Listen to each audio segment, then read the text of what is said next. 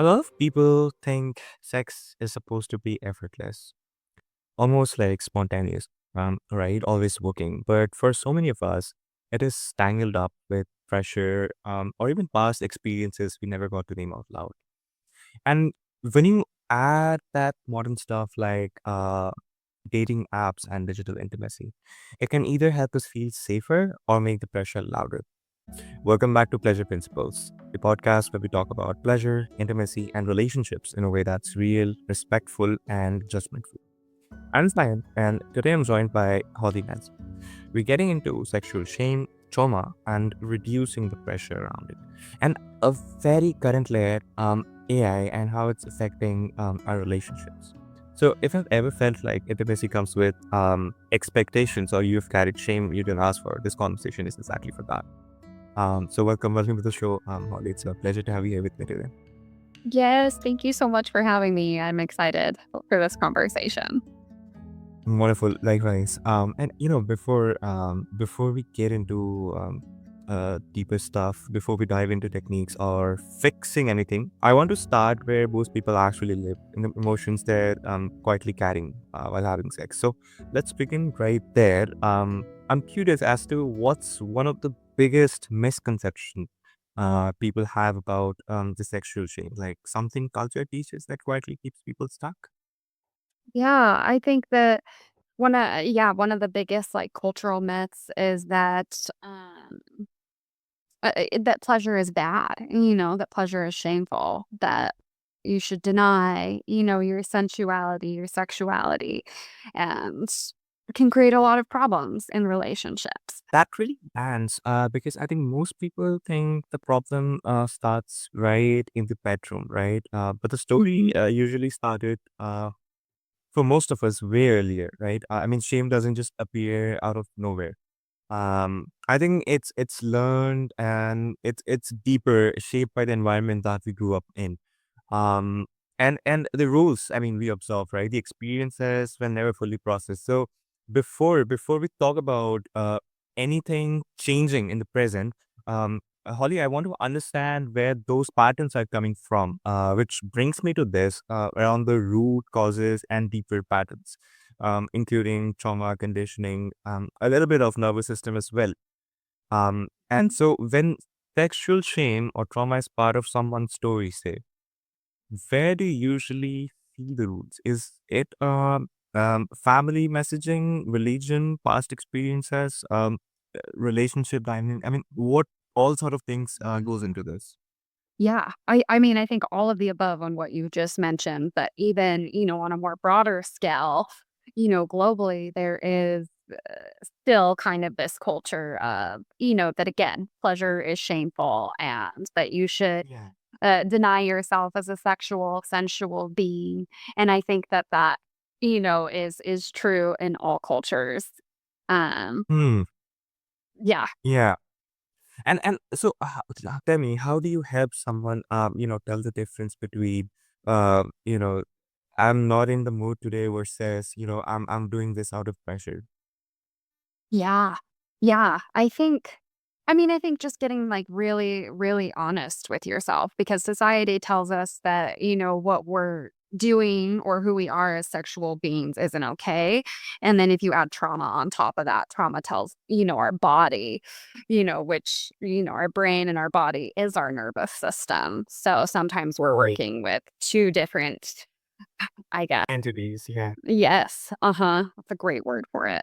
Uh, Yeah, exactly. And I think when someone doesn't recognize, I mean, what their body is trying to say, they often keep pushing through instead of pausing to understand themselves and often their partner as well.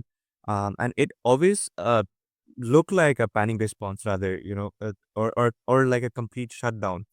Uh, Yeah. so Yes, avoidance or panic. Mhm. yeah, so it's like a quiet discomfort. Sometimes avoiding touch as well, saying I'm tired. So I want to zoom into that aspect a bit, into the everyday version of this, the patterns that show up in relationships that seem perfectly fine on the outside. So, what are the common ways sexual shame and pressure show up, especially for people who look fine on the outside? Yeah. I think, yeah, there's that avoidance. Maybe, staying too busy or always coming up with excuses as to why they're not in the mood or can't be intimate. And that's kind of where the pressure comes in, because then the other partner is feeling unwanted, undesired, and, sex is, very important for most relationships, not all, but for most. And so if that's missing, then, especially one partner might push to be having it more frequently as a way of making sure that nothing's wrong in their relationship. Mm. Yeah, yeah, totally. I'm curious. So I've had this conversation with a lot of my own different guests on the show before, and so I Mhm. tap into what you just said. You said most, but not all. So I just want to know your version of this. Why do you think so? Why Like would you think? most? Yeah, why is it most, and why is it not? Everyone. Why do you think text is not important for everyone? Why did you specifically use?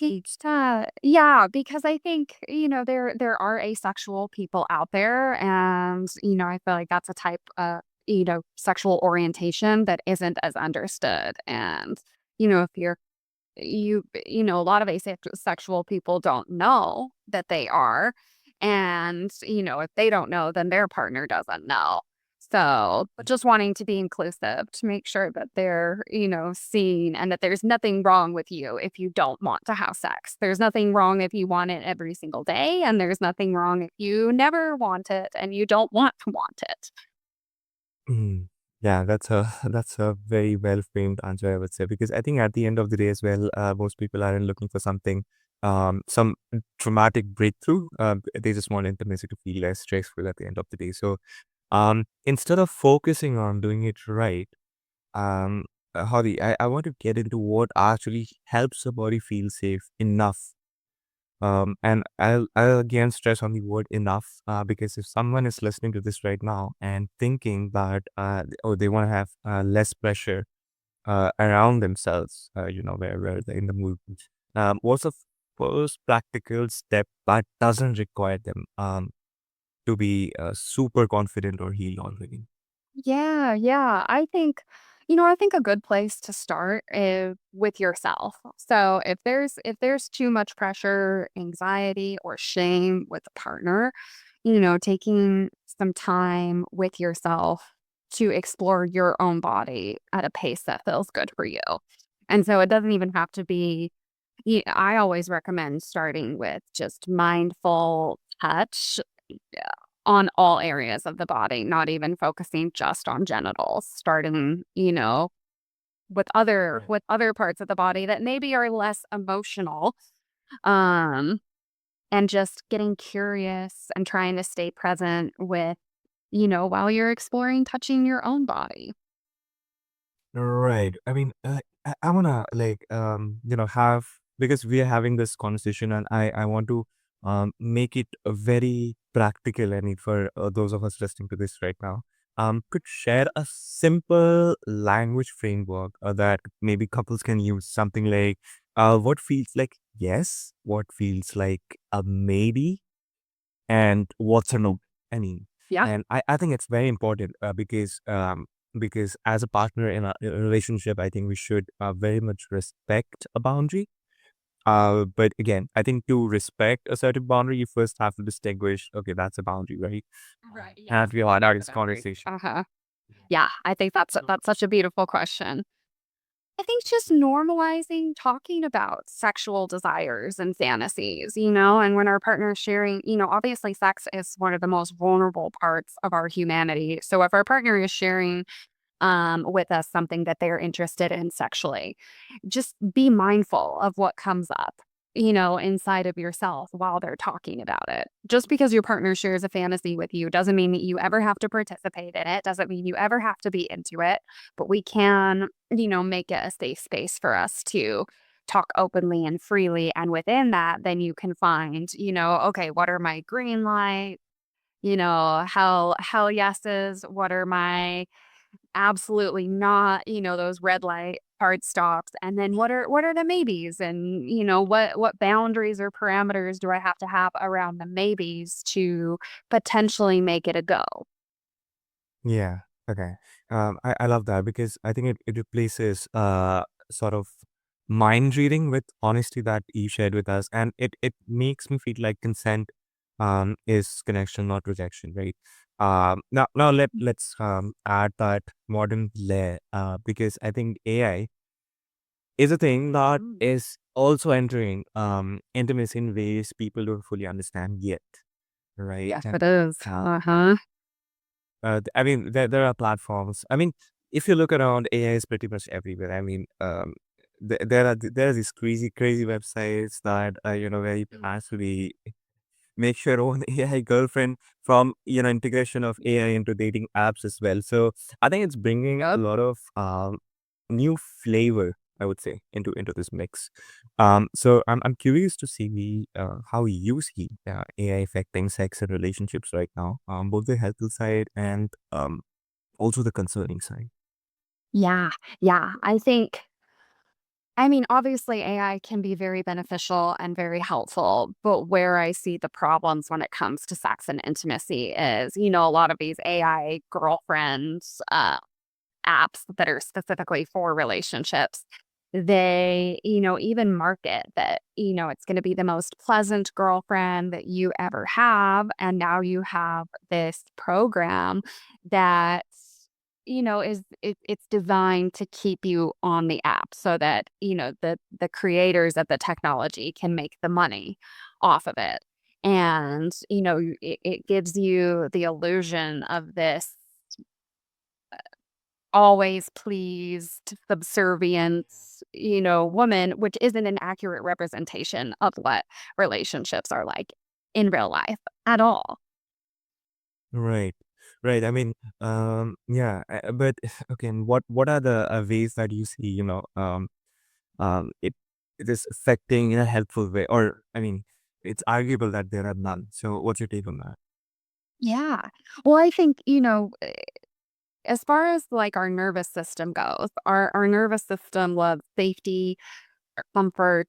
And so getting that validation from an AI chatbot can feel really good and can help calm people down in the moment.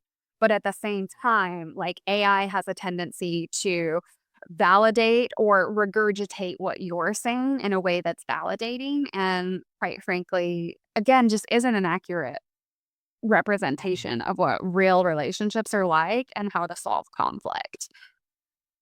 Yeah, totally. I mean, it's a very thank you for sharing that. I mean, Mhm. that's a grounded way to look at it. I think yeah, AI can be good in the moment, like you said, but in the long run, it's not. I believe that personally as well, because it can also simplify. Um, it can simplify what people think about their partners, the opposite sex, which is wrong. Mhm. They can Mhm. amplify things like avoidance and comparison and unrealistic expectations, I think. Absolutely, and loneliness too. Yeah, I think the most people drawn to AI relationships are the ones that are struggling to form, healthy connections in the real world. But AI is Yeah. encouraging people to, develop or helping them develop the skills that they need to go out and form actual relationships. It keeps them on the app and kind of, it's a little bit of it's a little delusional with the Yeah. relationships that they form. Yeah, totally. I mean, from this conversation as well, my core takeaway has been that I think pressure somewhat kills connection. And I think safety is something that is very underrated, I would say, but it grows pleasure. So, they all, Agreed. both. Yes, yes, consent is sexy and is essential. Absolutely. Yeah, it is the sexiest. I mean, and I think that's the perfect place to wrap this up on.